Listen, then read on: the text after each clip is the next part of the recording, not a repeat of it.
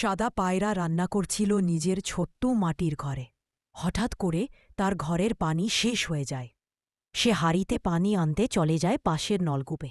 নলকূপে দাঁড়িয়ে সে যখন হাঁড়ি ভরছে তখন হঠাৎ তার চোখ পড়ে এক সবুজ টিয়া পাখির দিকে। টিয়া পাখিটি গর্ভবতী এবং প্রচণ্ড পিপাসায় ছটফট করছে। সাদা পায়রা এক মুহূর্ত দেরি না করে হাঁড়িতে পানি নিয়ে ছুটে যায় টিয়া পাখিটির কাছে। টিয়া পাখিকে পানি পান করিয়ে দিয়ে তারপর তাকে নিজের ঘরে নিয়ে আসে। সাদা পায়রা টিয়া পাখির জন্য একটি বড় আরামদায়ক বাসা তৈরি করে। সেই বাসাতে কয়েকদিন পর টিয়া পাখিটি ডিম পাড়ে। কিছুদিন পর সেই ডিমগুলো থেকে ছোট ছোট ছানা বের হয়। সব ঠিকঠাক সুখের মতো চলল। হঠাৎ একদিন সাদা পায়রা কান্না শুরু করে, চোখে জল, মন ভারাক্রান্ত।